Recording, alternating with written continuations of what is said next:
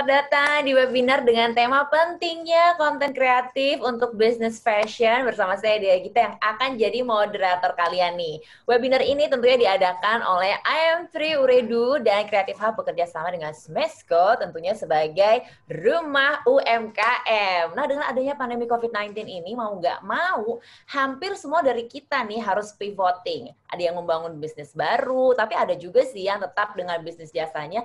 Cuman kan tetap ya harus beradaptasi di tengah pandemi ini. Makanya kita nih akan kulik nih bagaimana sih bisnis fashion bisa terus maju dengan dukungan dari konten kreatif. Nah, IM3 Uridu dan Creative Hub sudah memilih 75 UMKM dan berkolaborasi dengan 75 creators untuk membuat konten branding. Tapi tenang nih, teman-teman creator yang belum terpilih di 75 sebelumnya atau teman-teman UMKM yang belum terpilih jangan sedih karena masih ada nih kompetisinya di mana kalian nih teman-teman creator bisa bikin konten kreatif kolaborasi bareng UMKM. Nah, UMKM-nya tuh siapa aja nih yang sedang mengembangkan bisnisnya bisa langsung kalian aja lihat di Instagramnya di @creative.hub. Di situ kalian bisa lihat nih UMKM yang sedang mengembangkan bisnisnya siapa yang kalian bisa collab bareng, atau kalau teman-teman creator nih punya sanak saudara gitu ya yang lagi mengembangkan bisnisnya bisa diajak kolaborasi bareng. Jangan lupa ya karena ini rangkaiannya ini hanya sampai tanggal 30 September 2020. Jadi nggak sampai 2 minggu lagi nih ya, bentar lagi selesai, buruan bikin ya. Dan hadiah totalnya ini, total hadiahnya adalah 75 juta rupiah dengan 3 kategori, yaitu fotografi, videografi, dan desain. Nah, teman-teman nih jangan lupa kalau kalian upload, misalkan kalian pilih kategorinya fotografi, itu hashtagnya adalah berkreasi dengan fotografi, atau dengan videografi, berkreasi dengan videografi, atau desain, berkreasi dengan desain. Ditulisnya salah satu aja, jangan tiga-tiganya. Buruan ya, gimana caranya bisa langsung dilihat aja di Instagramnya di @creative.hub. Dan teman-teman perlu diketahui bahwa IM3 Oredu juga terus mendukung generasi muda nih yang sedang merintis usaha kecil menengah dengan program collaboration berjuang dan berkreasi bersama dengan Creative Hub. Dan juga saat ini IM3 Oredu ini menyediakan layanan solusi komunikasi yang sesuai dengan kebutuhan kamu sebagai entrepreneur yang disebut dengan Impreneur. Jadi di paket Impreneur ini kamu bisa mengatur bisnismu dari mana saja. Sekarang tuh kuota penting ya guys di mana-mana karena dengan paket ini kamu juga bisa sharing kuota data hingga 320 GB plus kuota menit nelpon yang bisa dibagikan ke semua tim kamu hingga 20 orang. Dan kamu bisa buat grup nih sesuai kebutuhan bisnis kamu dengan harga mulai dari Rp300.000 per bulannya. Nah, caranya gimana ikutannya? Kalian bisa langsung lihat aja di websitenya di www.indosaturidu.com/IMPRENEUR untuk informasi lebih lanjut. Nah, tentunya nggak cuma aku atau narasumber kita yang kece-kece hari ini yang bakalan ngobrol, tapi kalian juga bisa nih langsung tanyain pertanyaan kalian ke narasumber kita hari ini. Caranya gampang, tinggal tulis aja di kolom pertanyaan di bawah ini. Tulis nama, pertanyaan kalian, dan ditujukan ke siapa? Ditujukan ke tiga speakers kita hari ini. Boleh nanya apa aja sesuai dengan tema kita hari ini. Jangan hanya hal-hal pribadi ya guys ya. Oke, langsung aja kita welcoming our speakers. Ada Mas Niki Gunawan. Halo Mas Niki. Halo, halo. Hai. Nah, Mas Niki ini adalah seorang fashion photographer. Selanjutnya ada Kaven. Halo Kaven. Hai. Hai, Kaven ini adalah portraiture photographer. Bener ya Kak ya?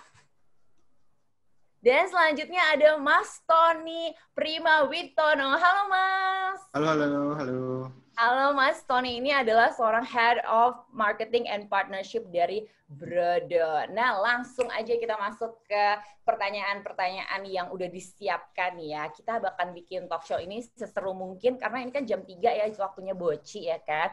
Jadi gimana caranya nih biar penonton kita nggak boci di tengah-tengah kita ngobrol ya guys ya. Oke, Kak Niki ini ya sebagai pemula. Ini kan di sini banyak pemula nih ya. Sebagai pemula, konsep seperti apa sih yang harus ditekankan saat mau mulai foto untuk brand mereka? Ini mungkin kalau dari based on pengalaman aku aja as photographer ya. Jadi kalau menurut aku sih, kalau emang baru mulai bisnis itu, kalau misalnya emang masih nge-save budget untuk studio, atau misalnya kayak, ya mostly untuk studio, aku saranin sih pakai natural light dulu aja. Dengan materi yang tersedia itu tuh udah paling gampang, dan less budget, dan dari situ kalau misalnya kalian mau take another level, baru abis itu bisa kayak sewa studio untuk pakai lighting yang lebih proper, gitu-gitu sih. I see. Jadi pokoknya sekarang kita cari yang gratisan dulu ya, Ken. Apalagi di tengah-tengah pandemi kayak gini, kita butuh yang gratisan kadang-kadang ya. Nah, Kaven sebagai sebagai portrait photographer nih ya, sebenarnya tuh seberapa penting sih konten kreatif ini atau konten kreatif untuk memperkenalkan dan promosikan sebuah brand? Sepenting apa sih, Kak? For me penting banget sih karena I think branding is ini ya it's like people. Kalau misalnya we get attracted by the look kan, cuman we fall in love by the personality. So I think for a branding kita juga harus put a personality inside gitu. I see. Oke, jadi nanti kita akan ngomongin lebih dalam sebenarnya gimana sih cara masukin personality di brand-brand kita. Nah, kita langsung ngobrol nih sama Mas Tony yang memang Head of Marketing and Partnership dari Brodo. Ini kan produk lokal ya. Bener ya, Mas ya? Betul. Nah, jadi gimana cara merencanakan foto yang mempresentasikan keinginan pasar? Kan kadang-kadang kita tuh pengen idealisme ya, tapi kan pasar tuh punya standarnya sendiri ya. Nah, gimana nih cara buatnya? Sebenarnya ini nggak ada jawaban yang benar atau salah ya. Cuman ini mungkin aku bisa jawab berdasarkan pengalaman kami di Brodo gitu kan. Jadi mungkin yang pertama yang paling penting adalah research dulu keinginan pasar itu kayak apa sih. Dan yang kedua itu adalah nge-matchingin keinginan pasar kayak gini, produk kita yang tawar itu seperti apa gitu. Jadi kita tahu posisi kita di pasar itu seperti apa gitu kan. Jadi kita mesti tahu pasar dan produk kita kayak apa. Nah, lalu baru kita juga bisa lihat ke pemain-pemain yang lain. Kayak misalnya produk kita sepatu, kita coba lihat brand yang lain. Mereka tuh ngelakuin apa sih? Apalagi yang setipe-setipe gitu kan. Atau mungkin baju atau hijab gitu kan. Kita kan dengan gampangnya bisa ngeliat Instagram mereka, bisa ngeliat website mereka. Mereka tuh ngelakuin apa sih? Dan kita juga bisa ngeliat kan, foto-foto kayak apa sih yang disukain sama orang gitu kan, yang like-nya banyak, yang komennya banyak. Jadi yang paling penting mungkin research dulu kali ya. I see, oke. Jadi emang benar-benar harus tahu juga ya pasar tuh kayak apa, kita tuh di posisi seperti apa ya kan. Nah, balik lagi ke Mas Niki nih. Mas Niki, tadi kan katanya kita sekarang pentingnya pakainya natural light dulu deh. Nah, tapi sebenarnya untuk merencanakan konsep foto fashion biar terlihat beda tuh gimana?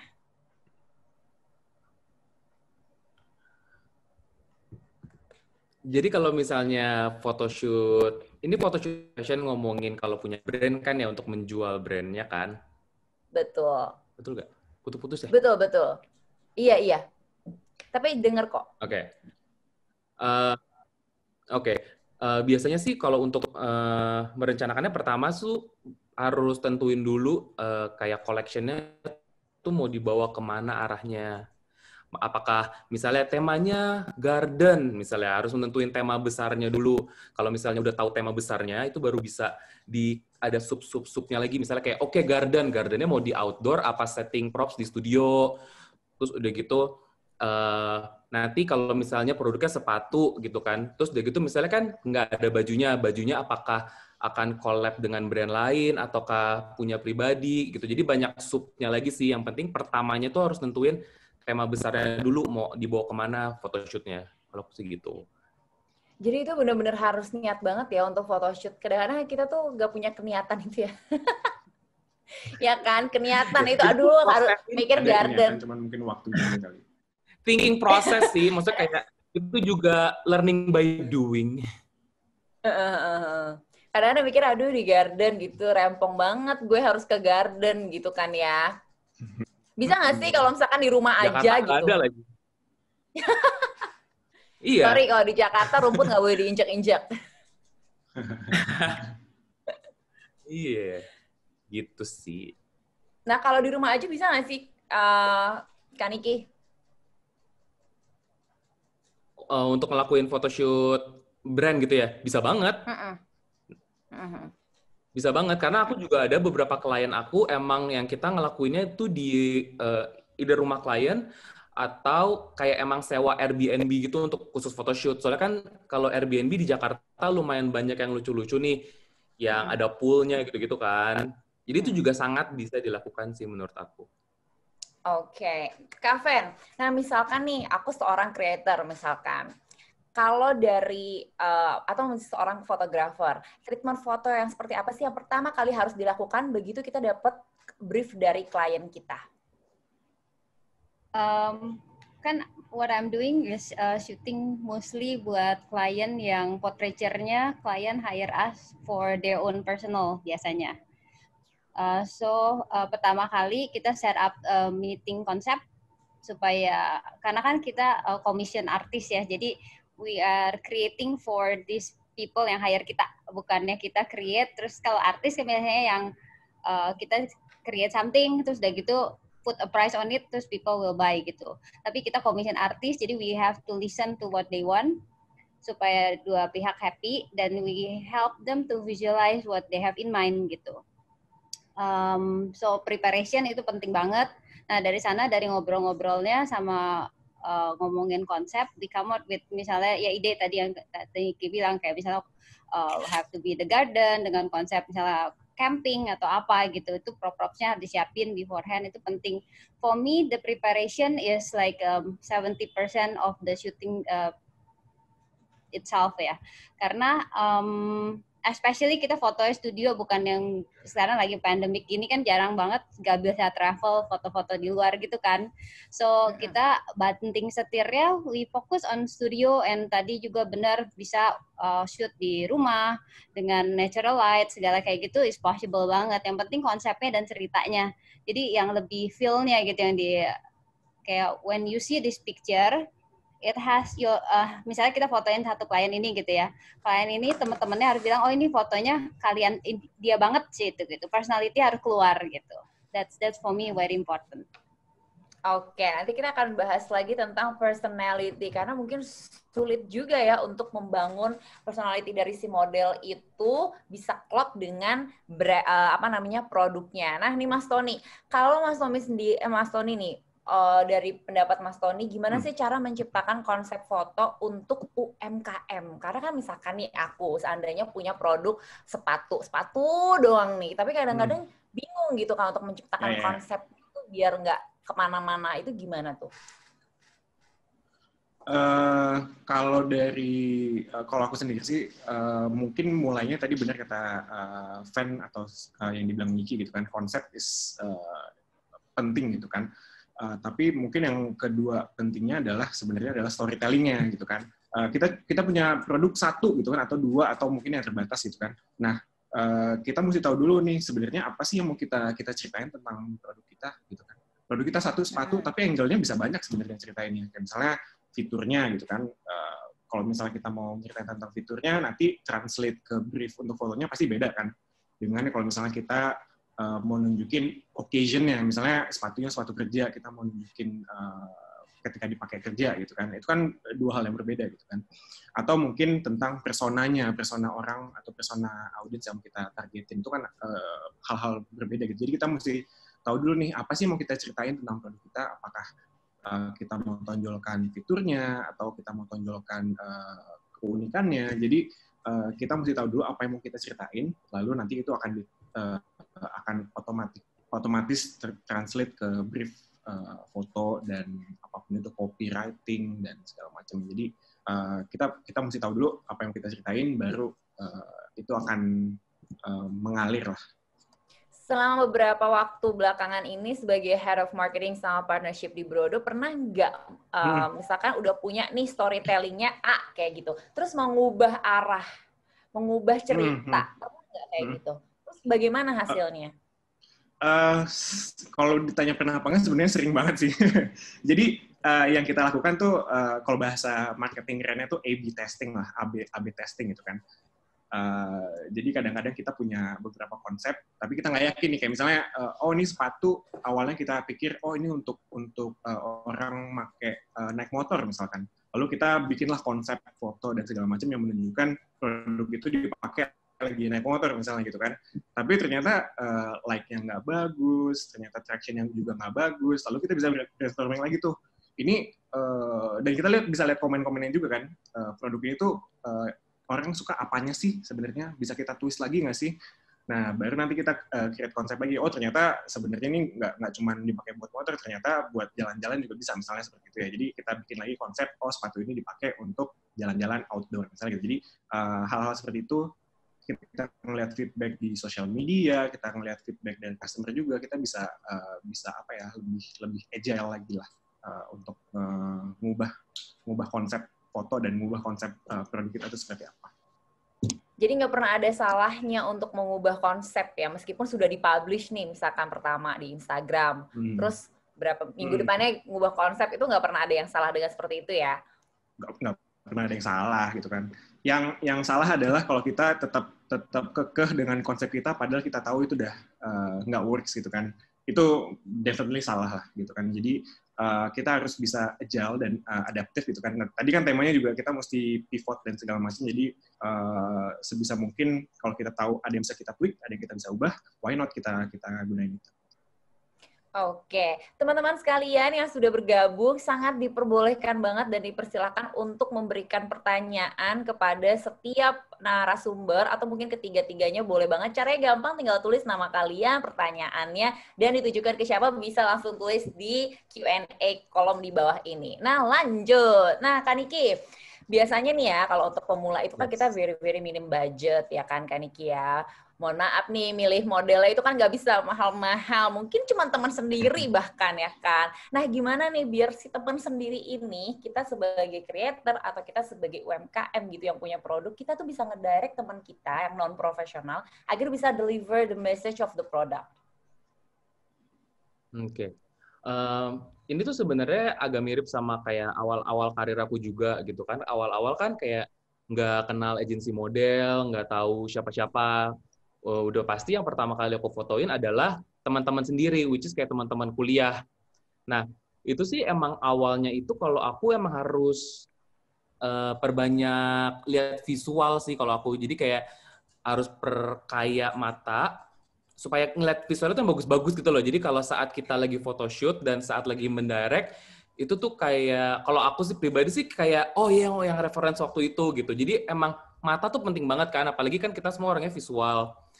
Perbanyak lihat visual yang bagus menurut aku penting banget untuk nanti kamu ngedirect ke pas photoshootnya gitu-gitu sih.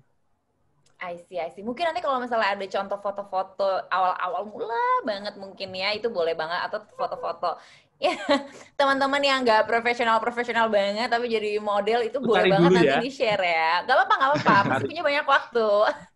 Nah, Kak Fen, ini nih, kalau dari kamu sendiri, ini improvisasi atau inovasi konten paling kreatif yang pernah dilakukan untuk klien atau mungkin untuk diri kamu sendiri, apa nih? Kayak gimana sih contohnya?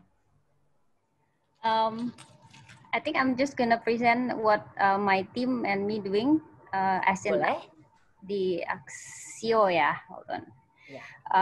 Ini sih I would say the problem that we are trying to solve.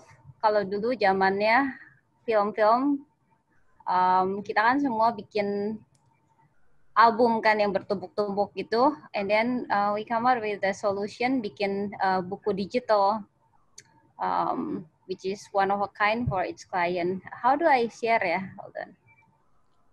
I share langsung bisa ya? Bisa. Oke.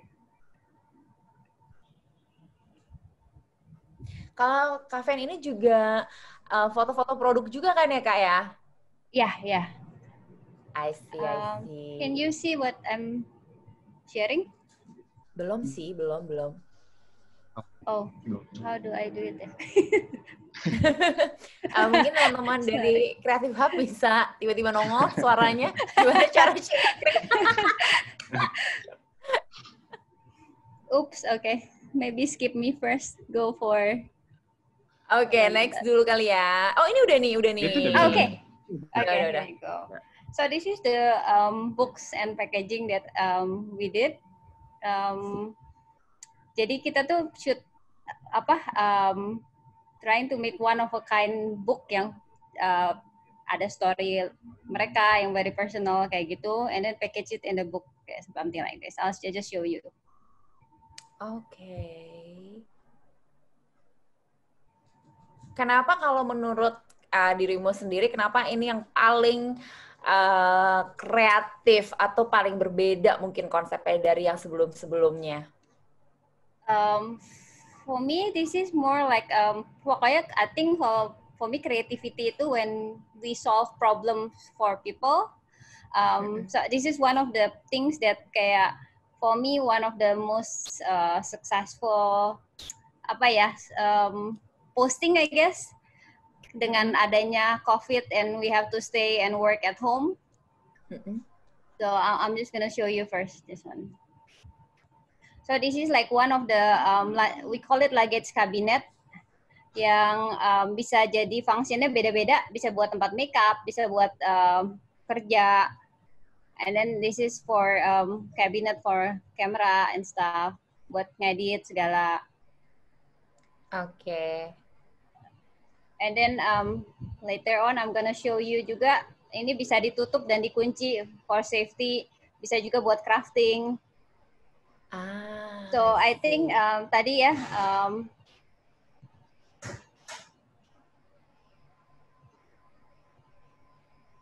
jadi itu menceritakan hal yang berbeda-beda tapi sebenarnya produknya satu ya?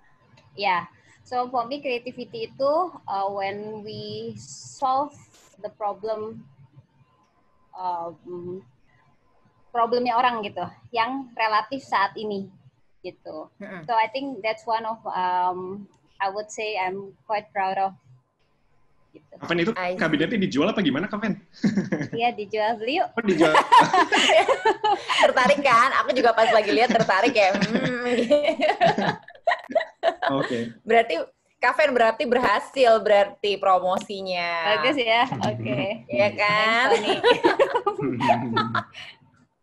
Nah, oke. Nah, Mas Tony ini kan sekarang kan ngomong-ngomong tuh lagi nggak bisa keluar. Iya dong, lagi nggak bisa. Kita tuh semua harus di rumah aja gitu kan. Nah, tapi kalau aku lihat nih, sempat lihat foto-foto dari Brodo sendiri, ini kan yang banyak banget yang outdoor, ada yang background-nya pegunungan gitu kan. Tapi mungkin untuk UMKM yang budgetnya super dikit gitu kan, cuma di rumah aja. Nah, itu gimana nih biar kita tuh bisa tetap membuat si produk ini tuh menarik dengan background-background yang mungkin itu aja gitu. Sebenarnya mungkin macam-macam kali ya yang bisa dilakuin. Kayak tadi mungkin yang Niki bilang ya, spot-spot di rumah yang biasanya nggak buat foto, terus kita coba explore buat foto juga. Sebenarnya kadang-kadang kita menemukan hal baru gitu lah ya. Oh, ternyata ini bagus nih buat jadi background foto gitu kan, atau barang-barang jadi props gitu kan, itu kan juga lucu. Nah, mungkin hal kedua yang bisa aku share, dan mungkin ini mungkin aku juga encourage juga teman-teman UMKM gitu kan yang sedang berjuang juga untuk adalah kontak-kontakin aja teman-temannya yang entah tinggal di mana, mungkin teman-teman lama gitu kan. Kita kirim barang ke mereka, tolong dong fotoin dengan background apa. Dan kadang-kadang itu works juga sih, maksudnya jadi bisa dapat stok foto yang lumayan berbeda gitu kan. Yang kedua ya syukur-syukur kalau misalnya dia mau ngeposting gratis gitu kan, tanpa biaya gitu. Dan itu masih kita lakuin juga, maksudnya di Brodo sekarang kita masih sering gitu juga. Jadi teman kita yang tinggal ini sebelum COVID sih, tapi ini ada sepatu baru nih kayaknya cocok buat commuting, biarkan kayaknya kita kirim ke teman kita yang tinggal di Jepang atau tinggal di New York gitu, kita kontak kan, mau nggak nih gue kirimin sepatu tapi nanti foto-foto ya nanti gue feature di IG Brodo gitu. Dan banyak yang mau juga anyway. Jadi ya banyak jalan lah sebenarnya yang bisa kita lakuin gitu kan. It's just like a one call away atau one message away gitu ke teman kita. Dan saya yakin juga kayaknya di masa-masa kayak gini juga semua orang will be willing to help each other lah. Oke. Nah, kalau untuk sepatu sendiri ini kan sepatu. Ya. Sorry? Boleh tuh. Enggak kan tadi kan kita bahas kayak lokasi. kan tadi kita bahas kayak lokasi-lokasi yang maksudnya kalau belum ada budget, begitu-gitu kan. Kalau misalnya mulai bisnis. Aku kasih lihat dikit aja, ini tuh foto aku tahun 2011, waktu bener-bener... Wow, 9 tahun yang lalu ya. Iya, jadi kayak nggak ada budget ya Kak, anak kuliahan kan. Ini share-nya mana sih? Di bawah. Share screen-nya ada di bawah. Yang warna hijau tuh. Yang hijau. Oh iya benar. Iya.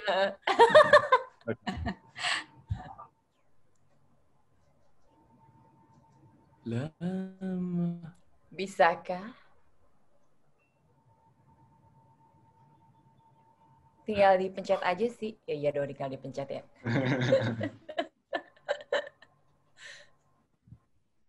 Nah, ini dia. Share. Udah belum? Ya, udah. Nah, udah. Jadi ini foto-foto aku tahun 2011, beneran saat awal-awal banget. Ini modelnya semua temen, nggak kenal fashion stylist, nggak kenal makeup artist. Wow. Jadi cuman kayak kita foto-foto yuk buat portfolio gitu. Terus udah gitu ya udah jadilah, baju dia bawa sendiri, dia makeup sendiri. Terus ini rambutnya masih zaman 2011, kita ala-ala bikin high fashion, diapain lah rambutnya gitu kan. Aduh malu. Sorry. Ini make up sendiri, baju sendiri. Maksudnya si sendiri nih, baju sendiri. Sorry putus-putus tadi, kayak sinyal aku deh. Halo? Gimana dia? Gimana? Bisa dengar suara aku kah? Sekarang bisa. Oke. Ini nih apa namanya tadi kan dibilang baju sendiri, make up sendiri. Ini temennya nih, teman baju temennya. Jadi kebetulan ini emang teman aku Aca Sinaga, mungkin beberapa tahu sekarang influencer, dia udah tinggal di Aussie gitu. Jadi emang bawa doang bajunya beberapa gitu. Terus dari gitu ada temennya dia punya baju, nanti gue pinjemin lah gitu. Ini lokasinya juga, ini kalian tahu gak sih di mana?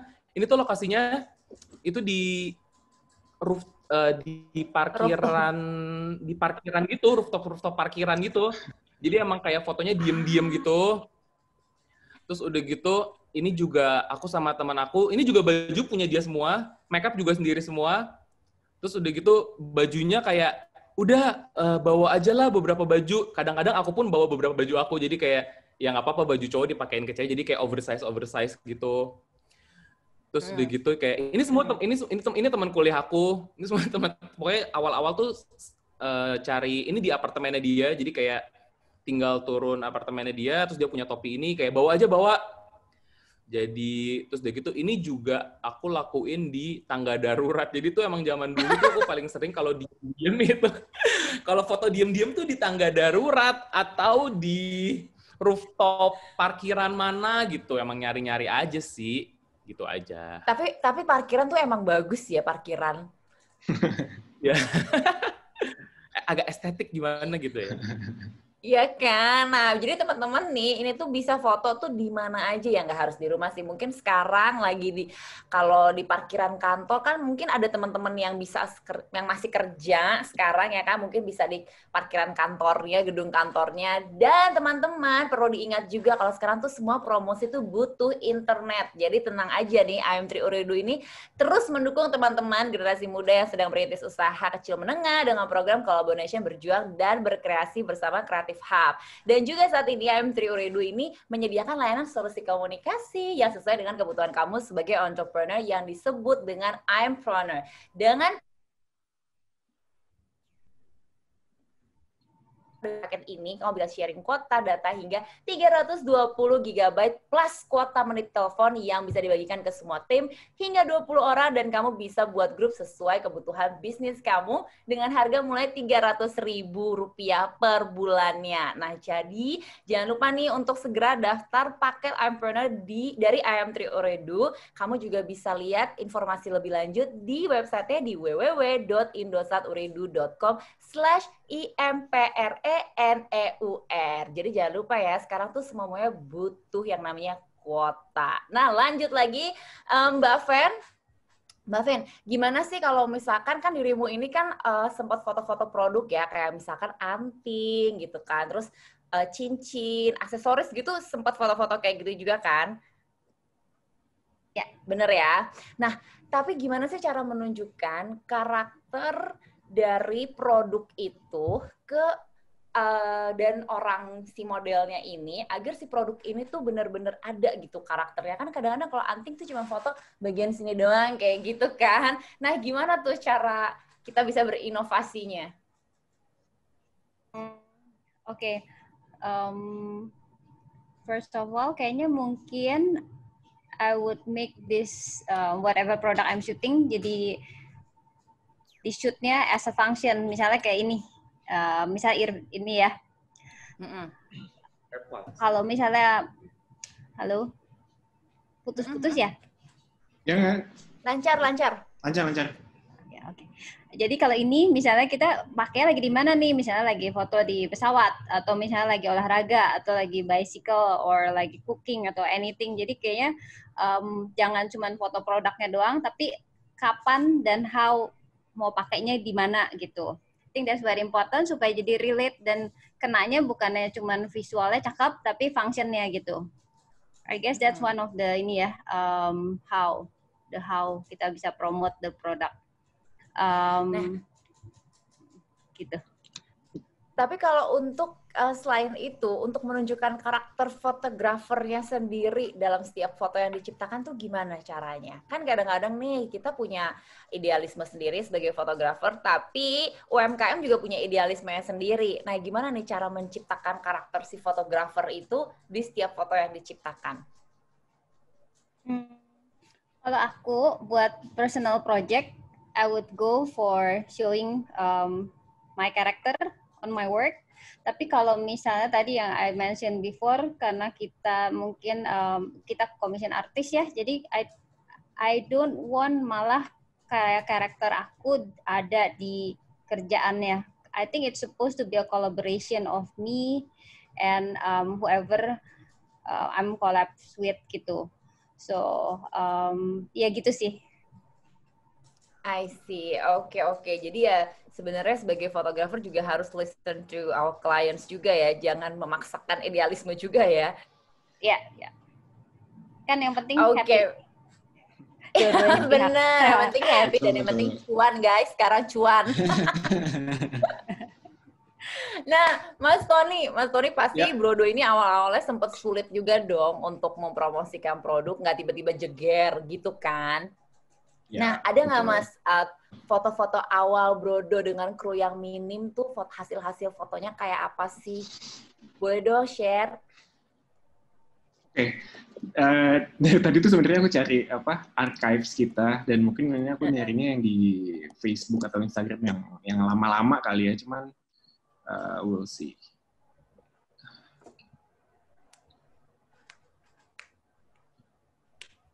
Apakah udah kelihatan?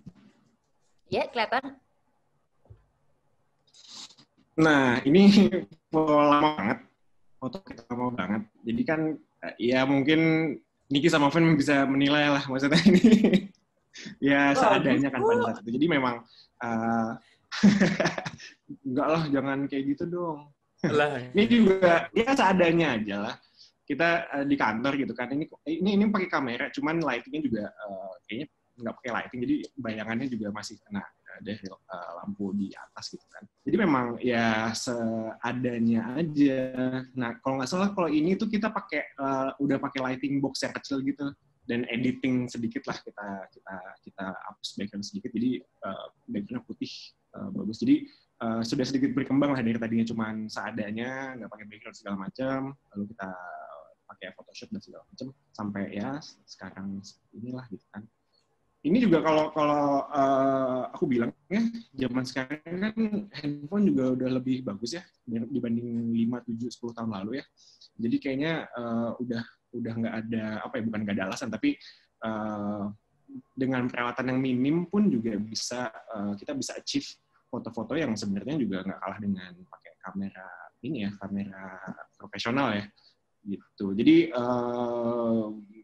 kayaknya nggak usah takut atau nggak usah ragu, kita nggak punya kamera nih, kita nggak punya lampu dan segala macam, just go for it. Kayak ini kita dibilang ini kan pakai lighting natural ya, kita nggak pakai lighting apa segala macam. cari aja pas siang-siang gitu kan, pas cahayanya lagi bagus, cekrek, ya mungkin nanti sedikit di touch up di Photoshop, ya jadi deh. Sama mungkin ini aku mau nunjukin sedikit yang tadi aku bilang, kita ngirimin sepatu ke teman-teman kita yang ada di luar negeri gitu kan. Ini kalau nggak salah di mana ya, di Jerman, teman-teman kita di Jerman. Jadi kita kirimin sepatu, foto-foto dong, seniornya bagus gitu kan. Tapi ini ya sebelum COVID ya. Tapi dia niat banget ya sebagai teman ya. Iya, makanya maksudnya ya itu apa ya, itu value-nya kita menjalin persahabatan lah. Jadi di saat-saat, apalagi di saat-saat kayak gini ya, itu valuable banget buat kita. Ini salah satu teman kita juga yang di New York. Ya fotonya sih biasa aja ya, maksudnya kita nggak ngeliatin foto produknya, cuman kita pengen ngeliatin bahwa produk kita udah sampai New York loh gitu. Jadi kayak ada cerita di baliknya.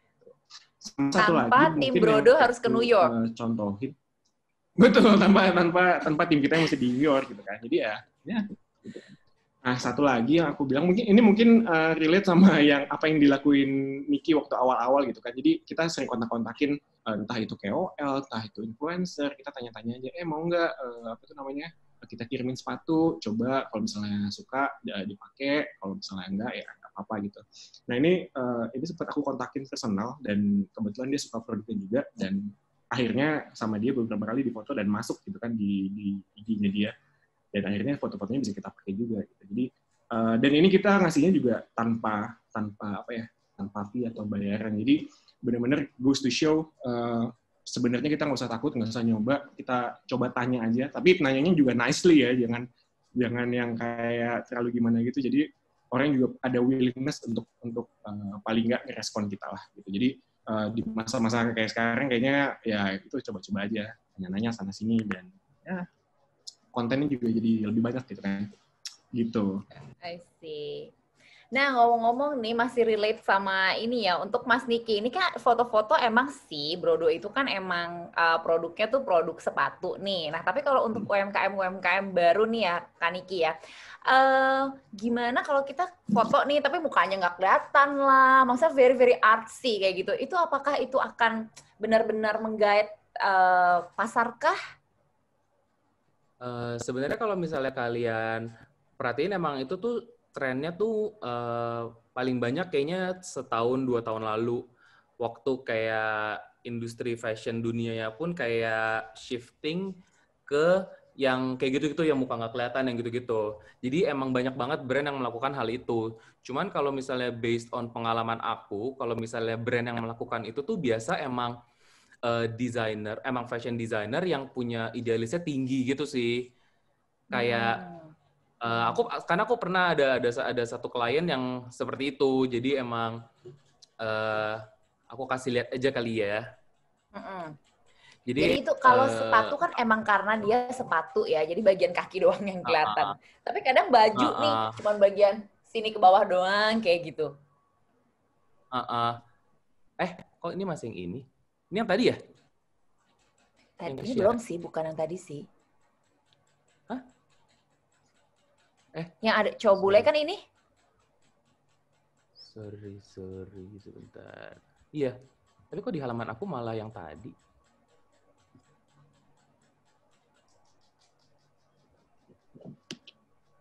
Bentar ya. Mungkin bisa di stop sharing dulu. Iya, sharing lagi. Sebentar.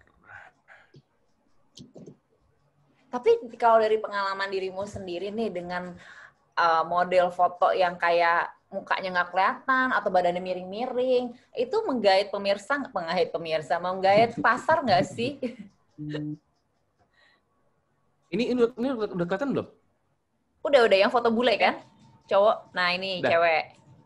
Iya, nah, udah. Ini yang waktu itu aku bilang sih, yang kayak, jadi aku foto sama klien aku ini untuk brandnya namanya Day and Night. Jadi kayak kan foto kan pertama kali ketemu, terus udah gitu kayak yang bahas konsep segala macem, terus udah gitu mulai foto, terus udah gitu pas fotonya fokus gitu ya, dia tuh malah yang kayak biasa aja ya gitu. Terus udah gitu tiba-tiba kan karena modelnya kayak moving terus, kayak gerak-gerak terus, karena aku emang ngambilnya banyak. Terus udah gitu pas lagi lihat-lihat yang mukanya ketutup yang apa kayak ini bagus banget nih, bagus banget. Terus kayak oh oke. Nah dari situ tuh emang ini sih emang proses. Maksudnya aku dari fotografi tuh aku sangat belajar kayak mengenal personality orang, dan juga dari awal karir aku tuh aku jadi belajar gimana kayak kita tuh as a photographer emang harus mengerti brandnya gitu, karena masing-masing brand tuh punya identitinya sendiri. Itu tuh aku belajar banyak banget sih dari fotografi aku kalau secara personal. Terus misalnya yang kayak ketutup-tutup gini gitu, ini brandnya masih sama. Ini ngomong Ya, brand kayak, pakaian ya? ya ini brand pakaian, ini baju sama roknya dijual. Jadi ya gitu-gitu. Jadi emang idealismenya dia seperti ini. Cuman ini tuh yang aku bilang tadi, ini biasanya dilakukan kalau oleh emang fashion designer yang emang idealisnya tinggi gitu. Dan emang kliennya udah banyak. Biasanya sih yang melakukan hal kayak gitu. Jadi dia nggak perlu takut bajunya nggak laku, karena emang sebenarnya udah laku. Jadi ya karena baju gue udah laku, jadi gue bisa bikin idealisme gue sendiri di campaign photoshootnya gitu. Oke. Nah, Mbak Fen, kalau seandainya nih kita punya produk tuh yang itu aja. Nah, kalau dari sisi dirimu sendiri bagaimana sih biar foto-foto yang ditampilkan di Instagram tuh nggak monoton, nggak itu aja? Apa sih hal yang paling penting? Maksudnya produknya satu doang gitu ya? Misalkan produknya dia jualan anting.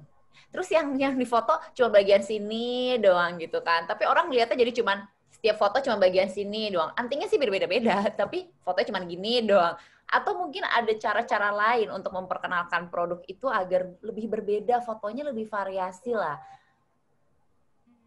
Oke, kalau misalnya jualan anting ya, I think we have to mungkin kadang-kadang yang create-nya sendiri bingung kayak why they create certain things gitu. Antingnya kenapa modelnya kayak gini.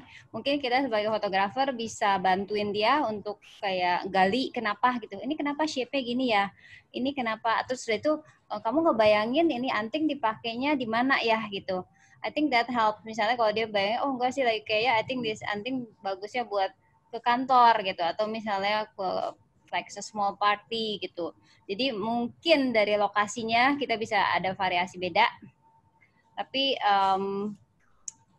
lokasi terus dari itu kalau misalnya kita stuck di studio pun kayaknya bisa pakai props yang okay, let's say ada beberapa yang aku jual ini not my work but it's from Pinterest sebenarnya.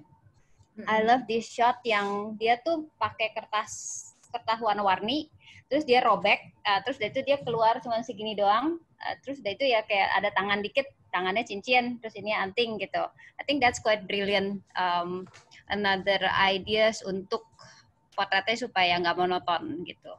So ya basically kita harus kerja sama juga sama ya itunya the designer ya supaya bisa come out with different concept.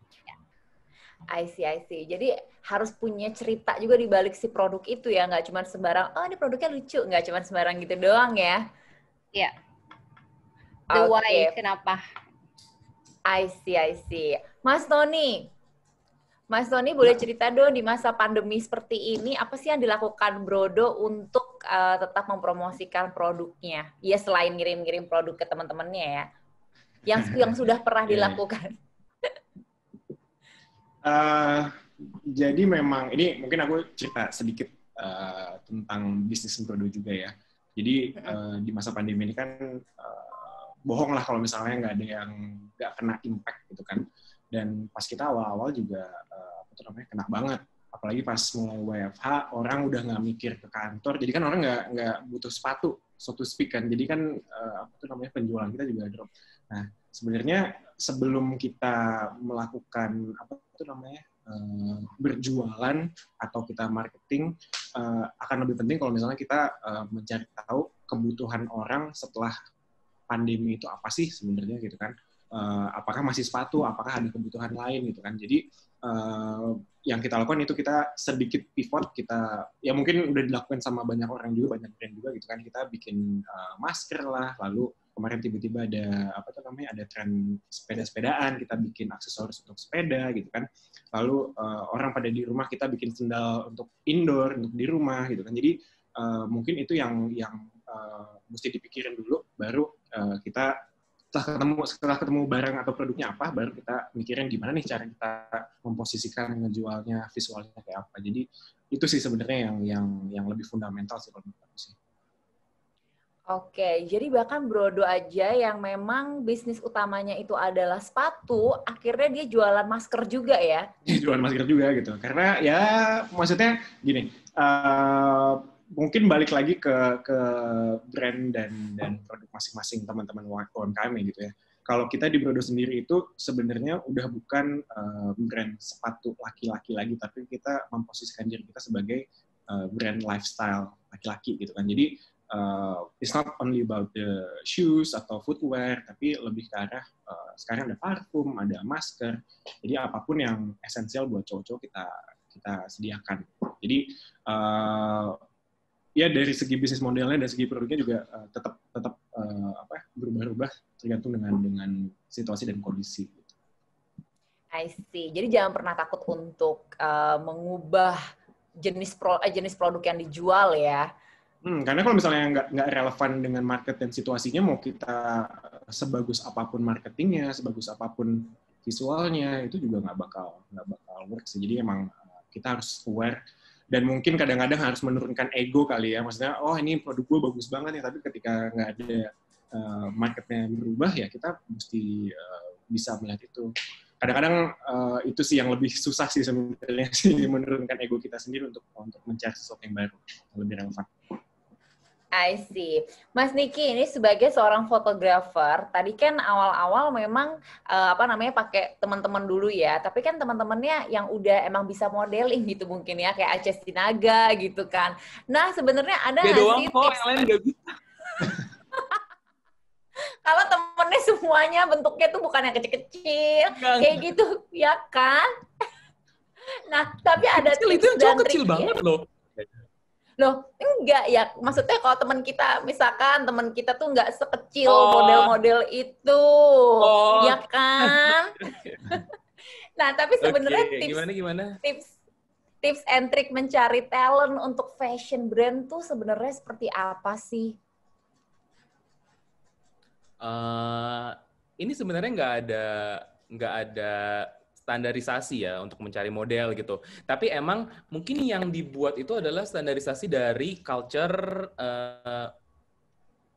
negara or culture in general gitu. Maksudnya kayak, kalau cantik misalnya kan harus kurus, putih gitu. Maksudnya itu kan yang bikin itu kan sebenarnya kayak society dan kayak iklan yang ada di masyarakat gitu kan. Jadi muncul selalu yang putih dan selalu kurus gitu. Jadi mungkin itu trademark-nya. Cuman sekarang udah banyak kayak brand-brand juga yang melakukan modelnya kayak plus size. Terus udah gitu juga and short gitu. Itu sekarang sih udah lebih inklusif ya kalau zaman 2020. Cuman emang belum banyak sebenarnya brand yang melakukannya. Jadi kalau ditanya sebenarnya nggak ada standarnya sih. Tergantung kalau misalnya jualnya baju untuk big size, ya nggak mungkin dong pakai modelnya yang kurus, ya kan? Jadi itu semua juga tergantung dari kebutuhan campaign brandnya tersebut gitu. Misalnya kamu bikin foundation 15 dari kulit putih sampai gelap gitu kan, pasti juga semua range dapat tuh gitu-gitu sih, tergantung apa yang dijual. I see. Jadi benar-benar harus know your product banget ya. Ya. Oke, jangan lupa teman-teman untuk bertanya, karena kalian mendapatkan kesempatan untuk bertanya, nggak cuma aku doang yang nanya dan kepo, tapi kalian juga bisa nanya. Jangan lupa untuk tulis di kolom di bawah ini nama, pertanyaan, dan ditujukan ke siapa. Nah, ini ada pertanyaan dari Leonardo Agustin untuk Mbak Fen. Bagaimana membangun kepercayaan diri klien yang difoto oleh karena portraiture fotografi ini kliennya tuh bukan seorang model, bukan model profesional, dan terkadang mereka tuh belum punya pengalaman sama sekali dalam sesi photoshoot profesional. Gimana nih bangun kepercayaan dirinya? Pertamanya, that's a good question by the way. Pertamanya kita harus ini ya, build relationship. Jadi dia merasanya temen yang fotoin, bukan ya kayak fotografer yang mereka hire. So that's why tadi aku bilang penting banget kita ada set a meeting buat konsep, buat ngobrol, jadi temen dulu gitu. Dan dari sana karena ada relationship, jadi dia percaya kita dan dia juga dengerin apa yang kita ngomong, misalnya kayak lu kelihatan cakep nih dari sini, dari this side gitu, dari di sini, dari sini. Jadi when we direct them, mereka tuh percaya dan mereka ngerasa disuruh-suruh gitu. Jadi mereka lebih lebih comfortable. So I guess one of the key is build relationship sama orangnya. Terus tapi itu juga nggak semua orang langsung, maksudnya even for photographer aja kita perlu warm up untuk first session. Jadi kayak kita sama-sama aja gitu bilang, let's create something for you gitu. Relationship penting. Sorry, I'm not good with words. It's okay. Aku nambahin, kalau boleh nambahin dikit aja. Dari tadi tuh boleh banget. Udah di-mention juga sama Mbak Fen sama Mas Tony kalau misalnya relationship itu penting. Nah, itu tuh mungkin banyak yang brand baru, fotografer baru, model baru, makeup artist baru, pokoknya yang baru terjun itu mereka mungkin nggak gitu aware sepenting itu relationship itu di industri ini gitu. Jadi emang bener banget kalau misalnya awal-awal kayak kenapa bisa endorse gratis gitu. Maksudnya kayak nggak mungkin kan lo endorse gratis orang random, pasti ada relationship segala macam. Untuk mendirect juga kita butuh relationship, butuh ngobrol untuk segala macam. Emang itu penting banget sih relationship di industri ini gitu. I see. Berarti relationship itu penting banget ya, apalagi di masa pandemi ini kita tuh semua saling membutuhkan, semua harus saling membantu gitu ya. Jadi relationship itu adalah kunci. Nah, ini dari Faustina Puspita.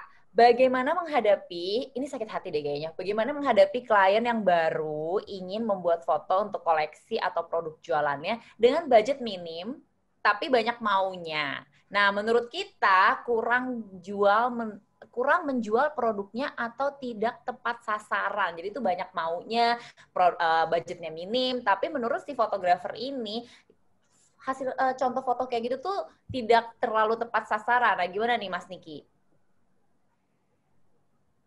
Tadi tuh sempat mati dikit ya, aku baca aja deh. Yang mana sih yang nanya? Pokoknya kita... Oh, sorry. Faustina Puspita.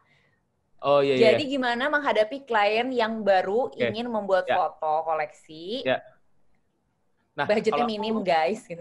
Karena maksudnya kayak kenapa di pasaran banyak kayak meme yang kayak client budget versus client expectation gitu.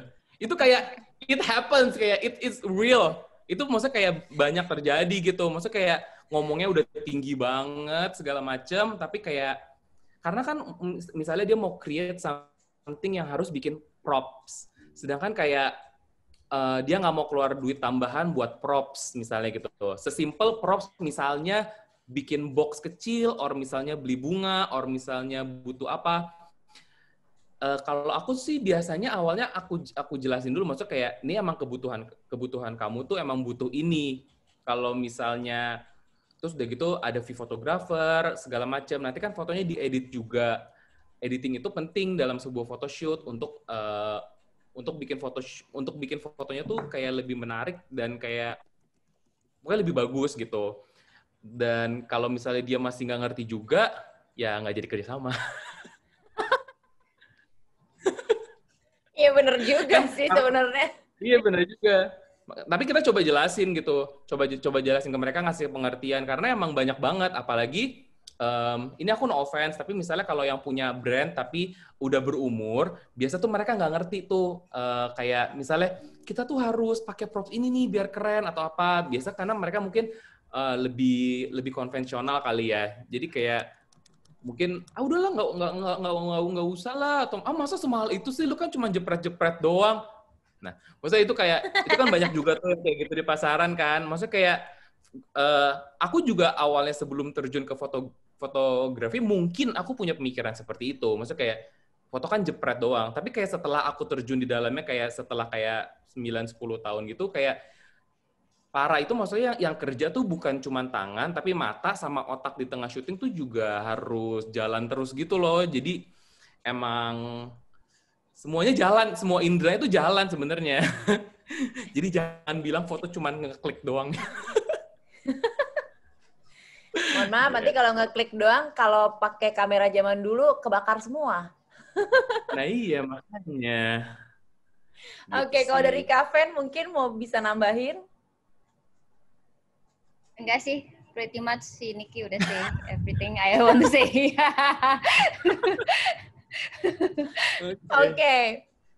Oke. Nah ini ada pertanyaan buat Mas Tony dari Gerald. Pernah nggak sih ngerasa konten visualnya tuh stuck dan bingung melakukan inovasi? Seberapa penting in-house team dari brand itu sendiri?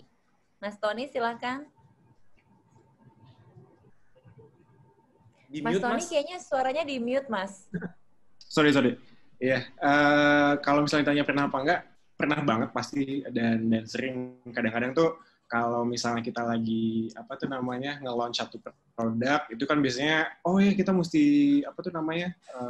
naikin konten tentang produk ini gitu. Nah, kalau misalnya kita nggak rajin untuk ngecek gitu kan, itu lama-lama akan terasa stuck. Awal-awal mungkin respon audiensnya bagus gitu kan, ini engagementnya bagus segala macam, cuman lama-lama akan turun juga. Jadi kita harus punya regular check up juga sama tim untuk ngelihat kayak apa nih responnya, apa yang bagus, apa yang enggak kan. Jadi kalau misalnya tanya inovasi apa, sebenarnya kita mesti berbanyak referensi juga ya, dan kita juga mesti aware sama tren juga. Jadi apa sih yang kompetitor sedang lakukan, apa sih yang lagi meme apa yang lagi in gitu kan, isu apa yang lagi hot gitu kan. Jadi biasanya kayak gitu kita bisa bikin konten atau yang cepat, yang relevan juga gitu. Jadi hal-hal seperti itu, walaupun kita butuh planning ya, tapi kita harus menyisakan sedikit ruang untuk improvisasi sih. Jadi ya itu gitu. Oke. Next dari Elvani untuk Kaven nih. How to value our photography works? Halo, Kaven? Ya, I'm sorry. Ini ada pertanyaan. Sorry, tadi aku pindah, panas banget. Iya, hari ini emang panas banget sih, parah. Sorry, can you repeat? Sorry. Ada pertanyaan dari Elvani, how to value our photography work? Kadang-kadang mungkin fotografer baru, value. Mungkin ada fotografer baru kan yang merasa, aduh ini nggak bagus, lama-lama nggak bagus terus, tapi gimana sih kita menghargai hasil kerja kita sendiri ya. Oke. I think it's by practice sih. Kayak aku juga lagi pertama kali mulai, gak pede banget sama kerjaan aku sendiri. Actually, dikit background, dulu tuh aku major graphic design. Jadi, fotografi it's something, sama ya? Fotografi itu something yang classes extra kelas yang I take gitu dulu. So, by practice sama kayaknya kita harus jujur sama diri sendiri, what are we good at? Misalnya kan ada orang fotografer yang bagusnya di produk, atau ada orang yang bagusnya di portraiture, human gitu interestnya. So I think we have to value our own work sih, karena kalau bukan kita siapa lagi. But you have to, of course you have to try your best. Kalau misalnya belum dapet, terus aja, maksudnya kayak perseverance, the power of perseverance. What else ya? You know what? Kayak aku belajar banget kalau misalnya mulai aku kurang stuck atau gimana gitu, I try different media. Misalnya kayak as simple as this dulu waktu mulai foto-foto, terus itu akhirnya bosan ya kayak foto, and then kita kan cetak di kanvas gitu kan. Udah itu try to combine with painting misalnya, atau Swarovski element tuh. Jadi kan kayak it's nice, jadi ada kayak 3D mixed media gitu. So I think life is about creating. Jadi you have to value your work sih. Kalau nggak siapa lagi. Jadi kayak aku lebih suka misalnya gini, kalau if I do something I would rather gue suka kerjaan gue sendiri dibanding gue nggak suka tapi orang lain suka gitu, you know? Oke. Dan dengan begitu kita kan confident dan orang yang suka kerjaan kita ke attract sendiri sama kita. Jadi kita bakal ngerjain apa yang kita suka juga. I see. Kalau dari Kak Niki mungkin ada tambahan? Enggak sih, kurang lebih sama. Kalau emang soalnya prinsip aku tuh juga gitu. Kalau misalnya bukan gue yang suka karya gue, maksudnya siapa lagi gitu. Aku sering kayak misalnya lagi photoshoot, setelah photoshoot gitu, misalnya aku bilang ke teman aku, bagusnya foto gue. Maksudnya kayak karena siapa lagi yang mau bilang foto lo bagus, lo yang pertama kali ngomong itu. Atau enggak, ya tapi ngomongnya ke yang orang udah deket banget ya, biar nggak terkesannya kayak sombong gitu kan. Gitu sih. Bener. Iya sih, kalau bukan diri kita, siapa lagi yang akan menghargai. Next, dari Dewi STD. Nah, ini untuk Kak Van, Kak Niki, dan Kak Tony. Menurut kalian, di awal nih, misal ada produk fashion yang segmennya menengah ke atas, apakah memang lebih proper kalau modelnya bule? Karena sering banget aku ketemu klien yang mindset awalnya selalu ngerasa model bule tuh lebih menjual dibanding model lokal. Somehow, produk kelihatan lebih mahal dan keren. Cuma masalahnya sering banget UKM itu kan low budget. Pernah dapat pengalaman seperti itu enggak? Jadi gimana kira-kira cara kakak-kakak nih mengedukasi klien? Mungkin dari Mas Tony dulu nih, sebagai yang punya brand lokal. Kerja di brand lokal.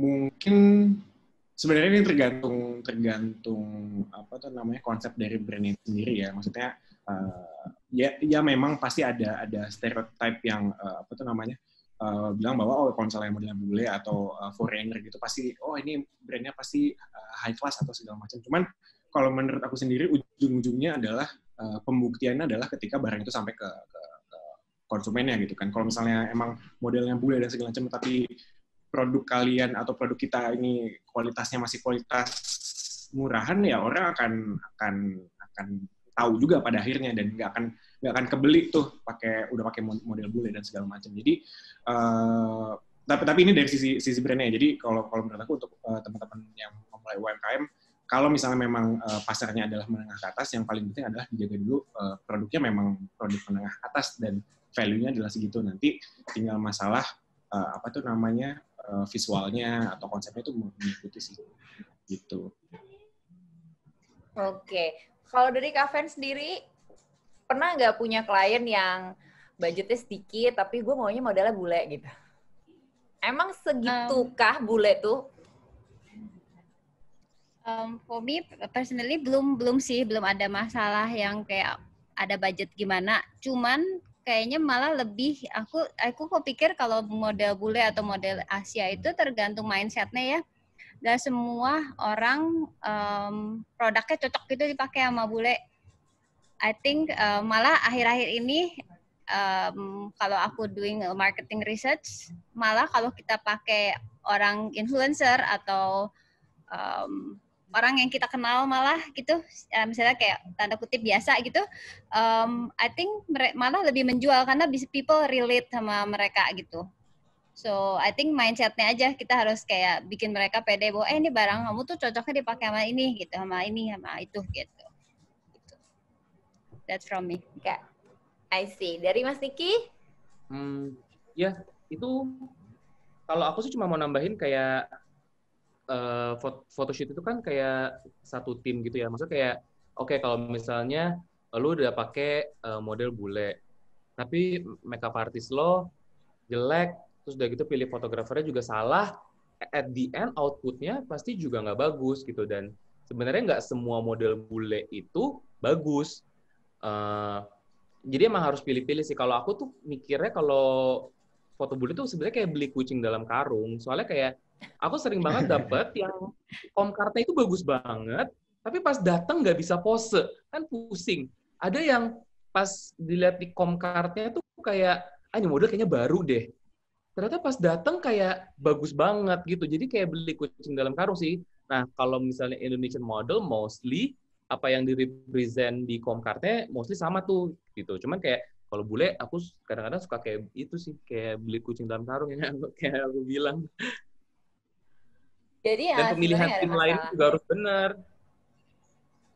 Nggak cuma modelnya I doang gitu, karena satu kesatuan. Oke, next dari masih dari Elvani nih untuk Civen. Bagaimana cara menemukan style foto portrait yang sesuai dengan kita dan sebagai personal branding foto portrait kita. Nah, gimana tuh cara menemukannya? Silahkan, Kak Fen. Maksudnya itu buat personal foto sendiri ya? Atau buat produk? Oke. Buat foto sendiri. Oke. Personal branding. Personal branding ya. Meeting. I think it's just kayak kalau style mungkin apalagi foto ada hubungannya with whatever we are wearing kan pasti lebih ya. Itu style tuh sebenarnya what's in atau enggak tuh tergantung kitanya sendiri. Kamu kalau paling comfortable pakai baju kayak gimana gitu. Seorang nggak bisa dipakai heel gitu. Orang yang sporty ya udah just be happy with who you are gitu. I think personal branding is about honesty. Kita have to be honest with yourself. Kamu tuh kayak gimana orangnya, personality kayak gimana. Makanya aku tuh one of the step yang paling aku suka dari pemotretan itu preparationnya, di mana aku bisa tahu kliennya kayak apa dan sukanya kayak apa. Makanya dari sana kita bantu visualize supaya mereka tuh kelihatan dari foto image-nya itu karakternya kayak apa gitu. Dan di sana tuh surprise di sana kita dengan ngobrol sejam 2 jam aja bisa tahu banyak tentang dia dan dari sana kita bisa visualize karakter mereka gitu. Kayak gitu sih. So just kayak be honest, siapa sih kita paling comfortable tuh kayak gimana sih style-nya gitu. Jadi jangan ngikutin apa yang in gitu. Oh, oke, benar-benar be yours aja ya. Oke, next dari Alicia ke Tony. Bagaimana mengakali foto visual dengan produk yang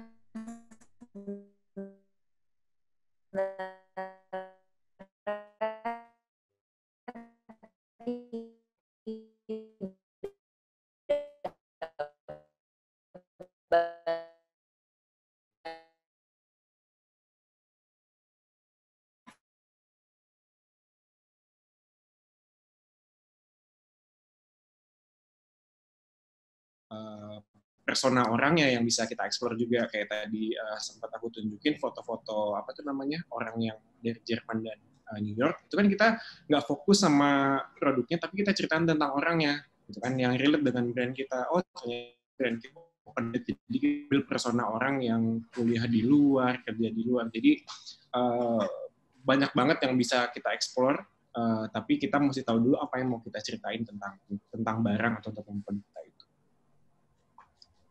Oke, nah ngomong-ngomong, ini ada yang melanjutkan dari obrolan kita tadi tentang relationship dari Adiesha Prameswara ke semua pembicara. Gimana sih cara membangun relasi ke klien agar dapat repeat order untuk next project-nya? Silakan, Kaniki. Kalau prinsip aku, selama kita deliver yang terbaik di setiap karyanya, itu kayak orang pasti akan balik lagi sih. Konsepnya sama kayak restoran yang kalau kamu makan enak, servisnya bagus, walaupun misalnya harganya agak pricey, pasti kamu akan balik lagi ke tempat itu gitu. Konsepnya sih sebenarnya itu sih, satu itu kalau buat aku. Oke, dari Kak Afan? Yeah, agree with Nikki. I think it's what we do have a lot of things to do with service. Tawa sih. Have a lot of things to do with service. So we give our best and untuk balik ya sih, once kita style-nya mirip pasti dia udah comfortable sama kita, pasti balik sendiri sih. Kayak just be a magnet kali ya, instead of kayak magnet tuh what I mean by magnet, jadi kayak kita jangan narik, itu magnet kan narik sendiri gitu kan. Ya kayak gitu, but by of course giving the best service. Oke, Mas Tony? Pretty much sama sih. Kita beberapa kali kerja sama agency juga buat bikin video sama foto lookbook. Itu juga beberapa kali kita ended up with the same agency, the same photographer gitu kan. Karena memang hasilnya bagus. Yang kedua, mereka berhasil mentranslate apa ide kita gitu kan. Dan yang ketiga sebenarnya yang paling penting adalah kita nyaman sama orang itu, komunikasinya enak. Kalau misalnya ada isu tuh nggak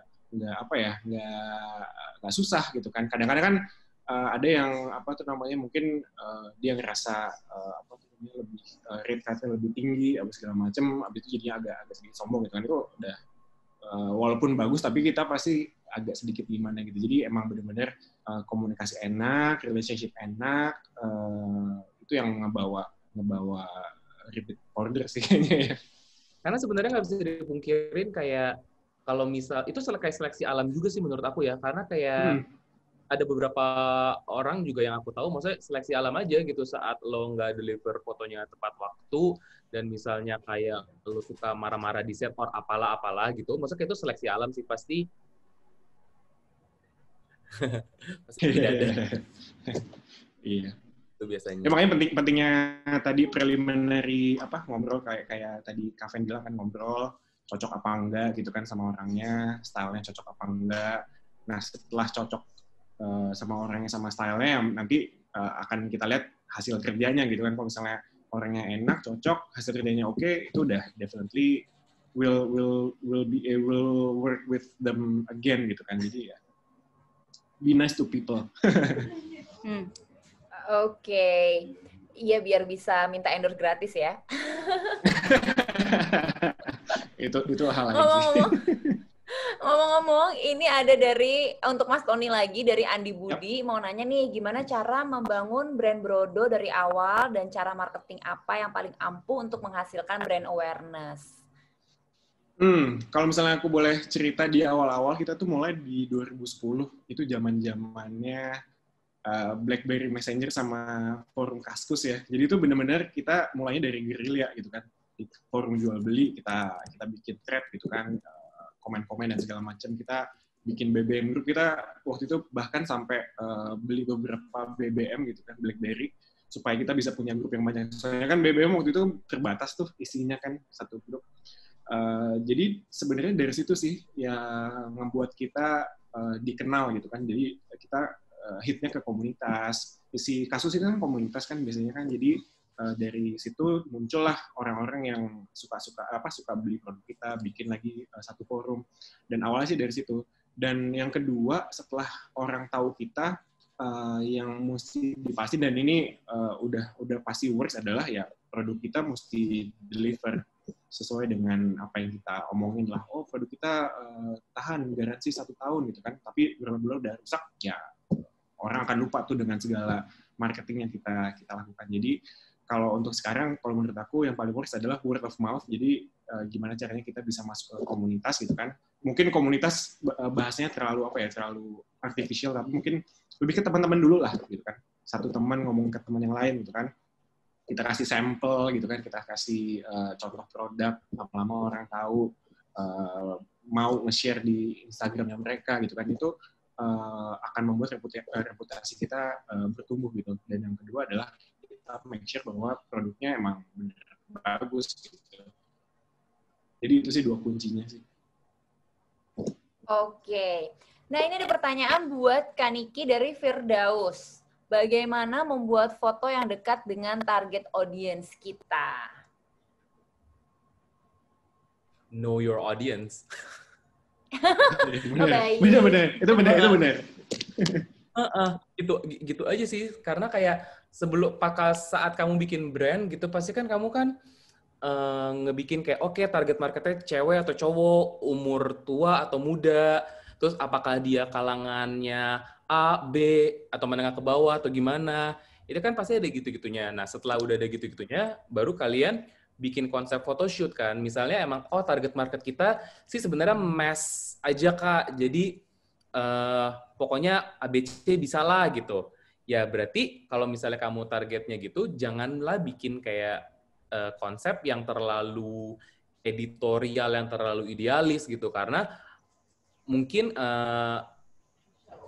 banyak yang nggak ngerti. Tapi kalau emang target market kita A+ gitu misalnya, kamu yang mereka mengerti art gitu. Nah itu kamu boleh bikin se-art mungkin dan seidealis mungkin. Oke, thank you. Nah, teman-teman, jangan lupa biar koneksinya tidak terputus-putus. Ini IM3 Ooredoo ini terus mendukung teman-teman sekalian nih yang sedang merintis usaha kecil menengah dengan program collaboration berjuang dan berkreasi bersama Creative Hub. Jadi, IM3 Ooredoo ini menyediakan layanan solusi komunikasi yang sesuai dengan kebutuhan kamu sebagai entrepreneur yang disebut dengan IMpreneur. Dengan paket ini, kamu bisa mengatur bisnismu dari mana saja, karena paket ini kamu bisa sharing kuota data hingga 320 GB plus kuota menit nelpon yang bisa dibagikan ke semua tim hingga 20 orang, dan kamu juga bisa bikin grup nih sesuai kebutuhan bisnis kamu dengan harga Rp300.000 per bulan. So, untuk kamu para UMKM dan entrepreneur, daftar ke paket IMpreneur ini caranya gampang. Kamu bisa lihat informasinya di www.indosat.ooredoo.com/IMPRENEUR. Nah, jangan lupa ya, ini juga kita nih punya banyak banget kompetisi di mana IM3 Ooredoo dan juga Creative Hub bekerja sama untuk adakan kompetisi. Total hadiahnya adalah Rp75 juta. Ini content creator ini bisa ajak UMKM kenalan-kenalan kamu atau UMKM yang ada di Instagram atau di websitenya Creative Hub. Bisa lihat di situ di Instagramnya @creative.hub, websitenya www.creative.hub.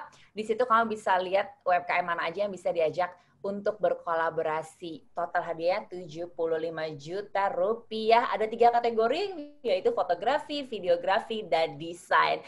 Oke, terima kasih teman-teman dan juga narasumber-narasumber kita yang kece hari ini. Ini final statement nih ya, final statement buat kalian nih para UMKM dan juga kreator-kreator yang masih baru dari Kak Fen, silahkan.